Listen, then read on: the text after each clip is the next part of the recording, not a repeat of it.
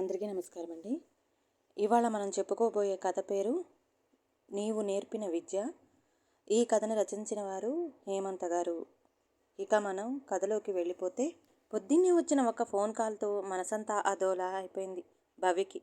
ఎండలు ఎక్కువగా ఉండటం వల్ల అమ్మ నీరసపడిపోయింది. షుగర్ కూడా పెరిగింది. తిండి సహించటం లేదు. అందువల్ల లేచి సరిగ్గా తిరగలేకపోతుంది. కాబట్టి మీరు ఎవరైనా వచ్చి ఒక్క 4 రోజులు ఉండి అమ్మని కాస్త చూసుకుంటే బాగుంటుంది అన్నది దాని సారాంశం. పైగా ఆ మాటల్ని తండ్రి చాలా దిగులుగా చెప్పటంతో అది విన్న దగ్గర నుంచి ఆమెకి గుండె బరువెక్కిపోయింది. సాధారణంగా భవ్య పుట్టింటి వాళ్ళెవరూ ఉదయం పూట ఫోన్ చేయరు. అందున అంత పొద్దున్నే అస్సలు చేయరు. ఒకవేళ అలా చేశారు అంటే అది చాలా చాలా అత్యవసరమైన సంగతే అయ్యుంటుంది. ఈ విషయం ఆమె భర్తకి బాగా తెలుసు. కానీ పొద్దున్నే ఫోన్ వచ్చింది. తండ్రితో మాట్లాడింది. భవ్య స్తబ్దుగా మారిపోయింది. అది ఒక్కటే కాకుండా వంటింట్లోనూ వంట చేస్తూ ఉన్నప్పుడు అవి ఇవి వలకబోసుకుంటూ, చేతులకి చురకలు తగిలించుకుంటూ అన్యమనస్కంగా ఉన్న భార్యని చూస్తుంటే అతనికి ఎందుకో కాస్త అనుమానం వచ్చింది. ఏమైంది అసలు? ఏం మాట్లాడారు మీ నాన్నగారు అంటూ తరచి తరచి అడిగాడు. అతను అలా అడిగిన వెంటనే అంతా చెప్పేయాలని అనుకుంది. కానీ ఆఫీసుకి వెళ్లే ముందు చెప్పి అతన్ని కంగారు పెట్టడం ఎందుకని, సాయంత్రం మాట్లాడుకుందాంలేండి అంటూ మాట దాటేసింది. అయితే భర్త ఆఫీసు నుంచి రాగానే ఓ ముక్క చెప్పేసి వెంటనే ఊరికి బయలుదేరాలన్న నిర్ణయం మాత్రం ఆ క్షణంలోనే తీసుకుంది. కానీ దానికి తగ్గ ఏర్పాట్లు మాత్రం చకచకా చేసుకోలేకపోయింది. అందుకు కారణం బాధే. అసలే బీపీ, దానికి తోడు షుగర్ కూడా ఉండటంతో తల్లికి ఏమైపోతుందో ఏమిటో అన్న కంగారుతో ఆమెకి కాళ్ళు చేతులు ఆడట్లేదు. అక్కడికి ఏదో విధంగా 2 జతల బట్టలు తీసి బ్యాగ్లో వేసుకుని ఓ పక్కకి పెట్టుకుంది. ఆ తర్వాత ఏం చేయాలో తోచలేదు. మళ్ళీ తల్లి గుర్తొచ్చింది. దాంతో మనసు మరింత భారమైంది. ఉన్న పళంగా గుండె భారాన్ని దించుకోవాలంటే అది పంచుకునేందుకు ఒక మనిషి ఉండాలి. అలాంటి వాళ్ళు ఎవరున్నారు అని ఆలోచిస్తుంటే అన్న, అక్క, పిన్ని జ్ఞాపకం వచ్చారు. కానీ వాళ్ళు కూడా తల్లి గురించి ఇంచుమించు తనలాగే ఆదుర్దా పడుతుంటారు కనుక రక్త సంబంధికులు కాకుండా పరాయి వాళ్ళైతే బాగుంటుంది. అలాంటి వాళ్ళు ఇప్పటికిప్పుడు ఎవరు దొరుకుతారు అనుకుంటూ ఉంటే టక్కున గుర్తొచ్చింది గీత. 2 ఏళ్ల నుంచి ఎదురింట్లో ఉంటున్న గీతతో పరిచయం మాత్రం నెల్లాళ్ల క్రితమే జరిగింది. దానికి కారణం భవ్య కాదు. అసలు మాటకొస్తే ఎంతటి కొత్త వాళ్ళనైనా చిన్న చిరునవ్వుతో ఆకట్టుకోవడం, చిన్న చిన్న పలకరింపులతో మొదలుపెట్టి క్రమంగా పరిచయం పెంచుకోవడం భవ్యకి వెన్నతో పెట్టిన విద్య. వచ్చిన కొత్తలో ఆమె గీతతో కూడా అలాగే వ్యవహరించింది. అయితే ఎన్ని చిరునవ్వులు వలకపోసినా దేనికి గీత స్పందించలేదు సరికదా. ఆ తర్వాత ఆమె వైపు కన్నెత్తి చూడటం కూడా మానేసింది. సాదాసీదాగా కనిపించే తనతో పరిచయం గీతకి ఇష్టం లేదన్న విషయం స్పష్టం కావడంతో ఇక భవ్య కూడా ఆ ప్రయత్నాలు మానుకుంది తప్ప, హోదాపరంగా చూస్తే తనది సొంత ఇల్లు, గీతది అద్దె ఇల్లు కాబట్టి ఆమె కంటే తనే ఓ మెట్టు పైనుంది అనుకోలేకపోయింది. ఎందుకంటే భవ్య ఆలోచించేది స్నేహం గురించే తప్ప స్థాయి గురించి కాదు మరి. అదుగో సరిగ్గా అలాంటి సమయంలోనే ఒకరోజు ఉన్నట్టుండి పనైపోయిందా అంటూ చాలా ఆప్యాయంగా పలకరించింది గీత. గతంలో ఎంత ప్రయత్నించినా కానీ కనీసం మర్యాదకైనా తన వైపు కన్నెత్తి చూడని ఆమె ఆ రోజు అది అంత హఠాత్తుగా పలకరించేసరికి మొదట ఆశ్చర్యపోయింది భవ్య. ఆ తర్వాత తను పరిచయం కోసం ప్రయత్నించినప్పుడు ఆమె స్పందించలేదు. మరి ఇప్పుడు గీత పలకరించిన వెంటనే తనెందుకు మాట కలపాలి అన్నంత కోపం కూడా వచ్చింది. కానీ అంతలోనే ఆమె స్వతసిద్ధంగా ఉన్న సంస్కార విచక్షణ మేల్కొన్నాయి. కొన్ని కొన్ని పనులు వెంటనే చేయలేకపోవడానికి కొంతమందికి కొన్ని భయాలుంటాయి. ఇంకొన్ని సంశయాలు ఉంటాయి. అంతకుముందు తెలుసో తెలియకో ఆయా సందర్భాలను బట్టి జీవితంలో వాళ్ళు ఎదుర్కొన్న అనుభవాలే అందుకు కారణాలు అయి ఉంటాయి. అంచేత వాళ్ళేదో చేశారని మనము అలాగే ప్రవర్తించే బదులు అవన్నీ మర్చిపోయి మాట కలపడం ఉత్తమం. అలా కానినాడు మనిషికి మనిషికి మధ్య దూరం పెరిగిపోతూనే ఉంటుంది. ఇది వ్యక్తిగతంగానే కాదు, సమాజపరంగా కూడా అంత అభిలషణీయం కాదు అనిపించింది. అందుకే సాదరంగా ఆమెకి సమాధానం చెప్పి స్నేహానికి శ్రీకారం చుట్టింది భవ్య. ఆమె అలా మాట కలపడమే ఆలస్యం. వీధిలో పూలు కోసుకుంటున్న భవ్య దగ్గరకు చనువుగా వచ్చేసి చొరవగా కబుర్లు మొదలు పెట్టేసింది. అక్కడితో ఆగలేదు ఆమె. తనకి కావలసిన వివరాల కోసం ప్రశ్న మీద ప్రశ్న వేస్తూ చాకచక్యంగా సంభాషణని పైచేసాగింది. అసలే వైశాఖ మాసం, పైగా మొదటి రోజు కాబట్టి విష్ణు సహస్రనామాలతో శాస్త్రోక్తంగా పూజ చేసుకుందామని తొందరగా 4 పువ్వులు కోసుకునేందుకు వీధిలోకి వచ్చింది భవ్య. అందుకే మొహమాటాన్ని పక్కన నెట్టి, ఇవాళ పూజ ఉంది, చేసుకోవాలి, నేను త్వరగా వెళ్ళాలి అంటూనే ఉన్న అవేమీ పట్టించుకోకుండా తన దారిన తను కబుర్లు చెబుతూనే ఉండిపోయింది గీత. అలా అరగంట గడిపాక గాని భవ్యని వదల్లేదు. ఆ అరగంట ఆలస్యం ఆ రోజు తను చేసిన ప్రతి పని మీద ప్రభావం చూపుతూనే ఉన్న భవ్య బాధ పడలేదు సరికదా. మొదట్లో అంత నిర్లక్ష్యం చూపిన గీతలో ఇంత స్నేహభావం ఉందన్న నిజం తెలిసేసరికి భవ్య ఆనందంతో ఉబ్బి తబ్బిబ్బులై ఉక్కిరి బిక్కిరి అయిపోయింది. అలా మొదలైన వాళ్ళ పరిచయం అనతి కాలంలోనే చిక్కబడింది. ఎంతగా అంటే భవ్య బట్టలు ఆరేసే సమయం, బయటికి వచ్చి పూలు కోసుకునే సమయం, ఏ కాస్త అటు ఇటు అయినా ఒక మిసురు కాల్తో గీత ఆమెను బయటికి రప్పించుకోగలిగేంత, అలా రప్పించి చాలాసేపు కబుర్లు చెప్పేంత ఆ ప్రవర్తన భవ్యకి కించెంత కొత్తగా అనిపించిందే తప్ప తప్పుగా అనిపించలేదు. అందుకే భలే మనిషి అనుకుంది నవ్వుకుంటూ. కానీ కొత్తలో భలేగా అనిపించిన విషయాలే ఉత్తరోత్తర ఇబ్బందులుగా పరిణమిస్తాయన్న నిజం ఆ క్షణంలో ఆమెకి తెలియదు. ఇది గమనించిన ఆమె భర్త, అలా ఆరు బయట నిలబడి మాటలేమిటి? అంత చెప్పుకోవాలనుకుంటే చక్కగా లోపల కూర్చొని ఎంతసేపైనా చెప్పుకోండి, ఎవరు కాదనరు. పైగా ఇది ఇప్పుడు బానే ఉంటుంది కానీ ఇందులో గల తలనొప్పి ఏమిటో మున్ముందు తెలుస్తుంది అంటూ 1-2 సార్లు హెచ్చరించాడు కూడా. అది నిజమే అయినా ఆ మాట గీతతో అనడానికి సంకోచించింది భవ్య. అయితే కొత్తలో గేటు ముందు, డ్రాప్ మీద, డాబా మెట్ల మీద, పిట్టగోడ దగ్గర ఎండనక వాననక అలా గంటల తరబడి కబుర్లు చెప్పడం భవ్యకి కొంచెం ఇబ్బందిగాను, ఇంకా చెప్పాలంటే సిగ్గుగాను అనిపించినా గీతతో స్నేహం పెరిగాక అదే అలవాటుగా మారిపోయింది. ఎంతంటే తను బట్టలు ఆరేసే సమయంలో అక్కడ గీత కనపడకపోతే ఏమీ తోచనట్టుగా విలవిలలాడిపోయేంత. అలాగని తను ఒక మిసురుకాలు ఇచ్చి ఆమెని బయటికి రప్పిస్తే అని మాత్రం ఆలోచించలేదు. బయటికి రాలేదంటే ఎంత పనిలో ఉందో ఏమో, ఎందుకు ఇబ్బంది పెట్టడం అన్న ఉద్దేశంతో. కానీ ప్రస్తుతం ఉన్న పళ్ళంగా మనసుని కుదుటపరుచుకోవడం ముఖ్యం కనుక ఎప్పటి నుంచో ఉన్న ఆ అభిప్రాయాన్ని మార్చుకుంది. సమస్యలు ఎదురైనప్పుడు స్నేహితులు కాక ఇంకెవరు సహాయం చేస్తారు? అంచేతనే ఎక్కడి పని అక్కడే వదిలేసి సెల్ ఫోన్ అందుకుని ఒక మిస్డ్ కాల్ ఇచ్చి ఆ వెంటనే టెర్రస్ పైకి దారితీసింది.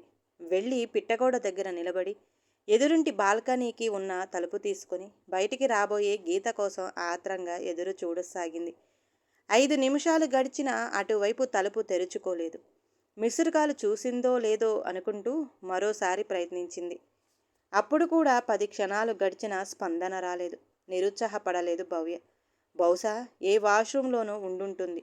కొంచెం వెయిట్ చేసి అప్పుడు చేయడం బాగుంటుంది అనిపించడంతో అలాగే ఇంకో 5 నిమిషాలు గడిపి అప్పుడు మళ్ళీ ప్రయత్నించింది. ఈసారి 4-5 రింగ్స్ అయ్యేంత వరకు ఆగి అప్పుడు కట్ చేసి తిరిగి నిరీక్షణ మొదలుపెట్టింది. 10 నిమిషాలు అయిపోయి పావుగంట దగ్గర పడుతున్న గీత జాడలేదు. భవ్యకి చాలా నిరాశగా అనిపించిన అంతలోనే విచక్షణ వెన్ను తట్టింది. ఏదైనా హడావుడిలో ఉందేమో, తర్వాత చూద్దాం అనుకుంటూ లోపలికి వచ్చేసింది. వచ్చాక ఏ పని ముట్టబుద్ధి కాక అలాగే సోఫాలో కూలపడిపోయింది. ఏదో తక్షణ ఉపశమనం లభిస్తుందన్న ఆశతో ఆతృతగా అటు పరుగు తీసింది. అనుకున్నది జరగకపోగా కొత్తగా గీత వల్ల ఎదురైన నిరాశకి ఆమెకి ఆ క్షణంలో గుండె మరింత బరువెక్కింది.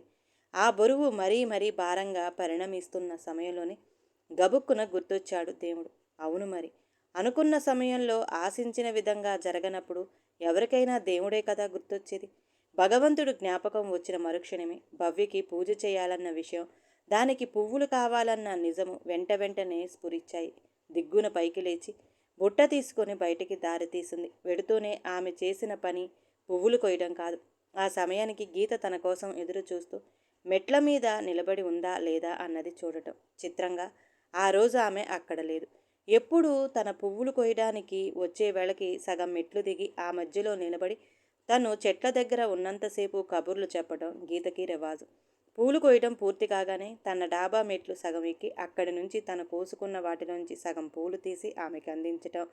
అలా అందిస్తూ ఓ పావుగంటో అరగంటో మాట్లాడుతూ ఉండిపోవడం భవ్యకి అలవాటు. కానీ ఆ రోజు అంతా అలవాటుకి భిన్నంగా జరుగుతుండేసరికి ఆమెలో ఒకలాంటి ఆశ్చర్యం మొదలైంది. ఎందుకైనా మంచిదని మరోసారి మిసురుకాలు ఇచ్చేసి అప్పుడు తన పనులు ప్రారంభించింది. 10 నిమిషాల్లో పువ్వులు కోయటం పూర్తయిపోయిన గీత మాత్రం కనపడలేదు. బహుశా ఇవాళ పువ్వులు అవసరం లేదేమో అనుకుంటూ తిరిగి లోపలికి వచ్చేసింది. పూల సజ్జ దేవుడి గదిలో పెడుతూ అక్కడున్న పటాలని విగ్రహాలని చూసి ఉలిక్కిపడింది భవ్య. కన్నతల్లి శ్రద్ధ చెయ్యని పిల్లలు శుచి శుభ్రత లేకుండా ఎలా ఉంటారో అలాగే కనిపించాయవి. వాటినలా చూస్తూనే గాబరాగా అయ్యయ్యో అనుకుంది. అక్కడితో ఆగకుండా టపాటపా లెంపలేసుకుంది.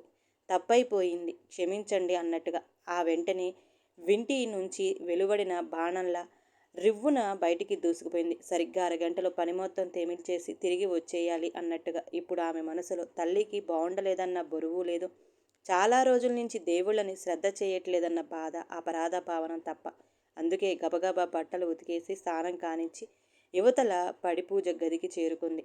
ఉతికిన బట్టతో దేవుళ్ళ పటాలను తుడిచి బొట్లు పెట్టింది. విగ్రహాలను తోమి నీళ్లతో శుభ్రం చేసి వాటికి బొట్లు పెట్టింది. తాజాగా విడిచిన పూలని అలంకరించింది. ఆ కాస్త మార్పుకే అక్కడ ఒక కొత్త కళాకాంతి ఏర్పడింది. అది చూసిన భవ్యకి మనసు తేలిక పడడమే కాక తను చేస్తున్న పొరపాటు ఏమిటో కూడా హఠాత్తుగా తెలిసినట్టయింది. నిజానికి చిన్నప్పటి నుంచి ఆమెకి దైవభక్తి ఎక్కువ. ఎంత పని ఒత్తిడిలో ఉన్నా వీలైనంతలో పూజ మాత్రం పూర్తి చేసేది. తర్వాత పెళ్ళయి ఒక ఇల్లు అంటూ ఏర్పాటు చేసుకున్నాక ప్రత్యేకంగా పూల మొక్కల్ని పెంచుతున్నది కూడా అందుకే. గీత పరిచయం జరగక ముందు వరకు అలాగే కొనసాగేది. మార్పు వచ్చిందల్లా గీత స్నేహంతోనే. అది ఎలాగంటే మొట్టమొదటిసారి భవ్య పువ్వులు కోసుకుంటున్నప్పుడు అడిగిందామె, మీరు రోజు పూజ చేస్తారా అంటూ. చాలా కాలంగా తనని గమనిస్తున్న ఆమెకి ఆ విషయాన్ని పసిగట్టడం పెద్దంత కష్టం కాదని భవ్యకి తెలుసు. అందుకే చేస్తాను, ఎందుకు అంది. ఏమీ లేదు, మీరు కోసుకునేటప్పుడు నాకు 4 పువ్వులు ఇస్తారేమో అడుగుదామని దీర్ఘం తీసింది. దానికేం భాగ్యం, అలాగే తీసుకోండి తేలిగ్గా అంది భవ్య. ఈ ఒక్కరోజే కాదు, రోజూ కావాలి. ఆ మాటని ఆమె నవ్వుతూనే అడిగిన అందులో ఎంతో గడుసుదనం తొంగి చూసింది. ఆ భావం అర్థమైనా పెద్దగా పట్టించుకోలేదు భవ్య. పైగా రోజు అయినా పూజకి పువ్వులు అడిగితే ఎవరు మాత్రం ఇవ్వకుండా ఉంటారు. అందుకే తప్పకుండా ఇస్తాను చెబుతూనే తను కోసిన వాటిలోంచి కాసిని తీసి ఆమెకి అందించింది భవ్య. అలా ఇస్తూ అదంతా పుణ్య పురుషార్థం పరమార్థికం అనుకునిందే తప్ప మరో విధంగా భావించలేదు. అదే మొదలు. అప్పట్నుంచి రోజు తీసుకునే పూలతో పాటు గీత సోది చెప్పే సమయం కూడా క్రమంగా పెరగనారంభించింది. అలా అలా ఆఖరికి పువ్వులు కోసుకున్న పూజకి సమయం చాలాక హడావుడిగా వాటిని దేవుళ్ళకి అలంకరించే స్థితికి వచ్చేసింది భవ్య. ఇవన్నీ తలుచుకుంటుంటే ఆమెకి చాలా చిత్రంగా అనిపించింది. అసలు నేనేనా ఇలా అయింది అనుకుంటుంటే అది మరింత వింత గొలిపింది. సాధ్యమైనంత వరకు ఎవరి ప్రభావానికి లోబడిన తను గీత వల్ల ఇంత తేలిగ్గా ఎలా మారిపోయిందో అర్థం కాలేదు. కానీ పూజ కోసమని కూర్చుని దృష్టి దానిపై కేంద్రీకరించకుండా ఇతరత్రా విషయాల గురించి ఆలోచించడం సరికాదు కనుక తల విదిలించి పూజ మొదలుపెట్టింది. కన్నతల్లి ఆరోగ్యం గురించి తను పడుతున్న ఆందోళన అంతటినీ భగవంతుడికే ఏకరవు పెట్టుకుంది. అప్పుడు మనసు కాస్త తేలిగ్గా అనిపించింది. పూజ పూర్తి చేసి ఆ వెంటనే ఆగలేక తల్లికి ఫోన్ చేసింది. నాకు బాగానే ఉంది, ఏదో అయిపోతుందని కంగారు పడి పరిగెత్తుకు రాకు అంటూ తల్లి ధైర్యం చెప్పేసరికి ఆమె మనసు కుదుటపడింది. అందుకే అంటారు, ఏ కష్టం వచ్చినా పక్క వాళ్ళకి కాదు భగవంతుడికి చెప్పుకోమని. ఇవాళ పూజ చేసుకోవడం మంచిదయ్యింది అనుకుంది తేలికపడ్డ మనసుతో. అయితే ఆమెలోని ఆ ప్రశాంతత ప్రభావం ఒక అరగంటకి మాత్రమే పరిమితమయ్యాయి. ఆ తర్వాత ఆలోచనలన్నీ మళ్ళీ గీత వైపు పరుగు తీశాయి. కనుకనే ఉతికిన బట్టలు ఆరేయడానికి వెడుతూ ఇంకొకసారి మరోసారి కూడా ఆమెకి మిస్డ్ కాల్ ఇచ్చింది భవ్య. పైకి వెళ్ళేసరికి గీత బాల్కనీలో ఉంది. చిత్రం ఏమిటంటే అక్కడికి వచ్చిన భవ్యని ఆమె కన్నెత్తి చూడలేదు, పన్నెత్తి పలకరించలేదు సరిగదా. తన వైపు వస్తున్న ఆమెను చూసి ఏదో అత్యవసర కార్యం ఉన్నదానిలా గబగబా అక్కడి నుంచి లోపలికి వెళ్ళిపోయింది. బట్టలు ఆరేయడం అయిపోయినా ఇంకా గీత తన కోసం వస్తుందేమో అనుకుంటూ అక్కడక్కడే తచ్చెళ్లాడుతున్న భవ్యకి చూసి చూసి ఎంతసేపటికి ఆమె బయటికి రాకపోవడంతో విసుగొచ్చింది. అదే క్షణంలో ఇక ఆమె రాదని కూడా స్పష్టమవడంతో నిరాశ నిండిన మనసుతో లోపలికి వచ్చేసింది. ఆ ఒక్కరోజే కాదు, ఆ మర్నాడు 3వ రోజు కూడా అదే పరిస్థితి. పోనీ ఏదైనా ముఖ్యమైన పని హడావుడిలో ఉంది అనుకుందామంటే ఆ సాయంత్రం వీధి గేటు దగ్గర వెనకింటి ఆవిడతో కబుర్లు చెబుతూ గంటకి పైగా నిలబడింది. మిస్డ్ కాల్స్ చూడలేదేమో అనుకుందామన్న క్షణం వదలకుండా చెవి దగ్గరే పెట్టుకున్న ఫోన్తో ఆ అంచనా కూడా నిజం కాదని రుజువు చేసింది. ఇదంతా ఒక ఎత్తైతే ఏదో ఒక పని మీద అక్కడుండే తిరుగుతున్న భవ్యకి అసలు పట్టించుకోకపోవడం మరో ఎత్తు. కొత్తగా ఎవరైనా వచ్చినప్పుడు, ఎవరైనా ఎదురుగా ఉన్నప్పుడు వాళ్ళు మనని పలకరించకపోయినా, చొరవగా మనమే పలకరించకపోతే, పట్టించుకోకపోయినా మొదట మనకి కొంచెం బాధ కలిగిన ఆ తర్వాత దాన్ని మర్చిపోతాం. అలా కాక వాళ్లే కలుపుగోలుగా ముందుకొచ్చి ఆ మాట ఈ మాట మాట్లాడుతూ మనతో కలిసిపోతే మొదట ఎంతో ఆనందింపించిన ఆ తర్వాత అది మామూలైపోతుంది. కానీ కలుపుగోలుగా పలకరించి పరిచయం పెంచి అది చిక్కబడుతున్న సమయంలో ఒక్కసారిగా చూసి కూడా చూడనట్టు అసలు మనం ఎవరో తెలియనట్టు ముభావంగా వింత వింతగా ప్రవర్తిస్తూ ఉంటేనే వేదన కలుగుతుంది. ప్రస్తుతం అలాంటి వ్యధతోనే భవ్య మనసు రగిలిపోతుంది. పనుంది వెళ్ళాలి అంటున్నా వదలకుండా పూజ చేసుకోవాలి వెడతాను అని చెబుతున్నా వినిపించుకోకుండా వద్దు మొర్రో అంటున్నా నిలేసి మరి ఆరా మీద ఆరా తీస్తూ మాట మీద మాట పెంచుతూ నిమిషాల కొద్దీ కబుర్లు చెప్పే గీత హఠాత్తుగా అలా మూగనోము పట్టినట్టు వ్యవహరించటం భవ్యకి ఆవేదన కలిగించిందనే చెప్పాలి. అయితే ఏదైనా ఒక విషయం మనసుకి భారంగా మారినప్పుడు ఇంకేదో పని చేస్తూ దాని నుంచి దూరంగా జరగటానికి ప్రయత్నిస్తూ ఉంటుందామె. ఇప్పుడు అదే చేసింది. దృష్టి మరల్చటం కోసం ఏం చేయాలా అని చూస్తుంటే చాలానే కనిపించాయి. అవన్నీ ప్రతిరోజు కొద్ది సమయం చొప్పున గీత మాటల ప్రభావంతో ఆలస్యం అవడం వల్ల వాయిదా పడిపోయిన పనులు ఇంకోసారి కూడా యథాశక్తి ఆశ్చర్యపోయింది భవ్య. అసలు తను తానేనా అనిపించింది కూడా. ఆ తర్వాత దృష్టి మొత్తం కేంద్రీకరించి వరుసగా 2 రోజులు కేటాయించి పెండింగ్లో ఉన్న పనులన్నీ చాలా వరకు పూర్తి చేసింది. ఈ 2 రోజుల్లోనూ ఆమె గీతకి కానీ గీత ఆమెకి కానీ కనిపించలేదు. 3వ రోజు ఉదయం హఠాత్తుగా ఒక సందేహం కలిగింది భవ్యకి. ఒక్క 5 నిమిషాలు తను కనపడటం ఆలస్యమైతే కొంపలేవు మునిగిపోయినట్టు వ్యవహరించే గీత 2 రోజులుగా అసలు తన ఉనికే గమనించట్లేదు. ఏమై ఉంటుంది అని. ఆ ప్రశ్నకి జవాబు ఆమెకి ఆ మధ్యాహ్నమే దొరికింది. ఆరిపోయిన బట్టలు తీయడానికి పైకి వెళ్ళిన భవ్యని చూసి నవ్వుతూ బాల్కనీలోకి వచ్చేసింది గీత. ఏమిటి అసలు కనిపించట్లేదు అడిగింది ఎంతో ఆప్యాయంగా. నేను ఇక్కడే ఉన్నాను, కానీ నువ్వే పలకరించలేకపోతున్నావు అందామనుకుంది, కానీ అనలేదు. కోపంతో మనసు మండిపోతుంటే ఏ జవాబు చెప్పకుండా బట్టలు తీసుకుంటూ ఉండిపోయింది.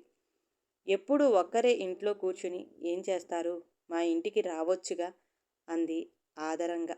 ఆమె చేస్తున్న అతికి ఒళ్ళు మండిపోతుంటే అబ్బా ఎంత ప్రేమ అనుకుంది మనసులోనే.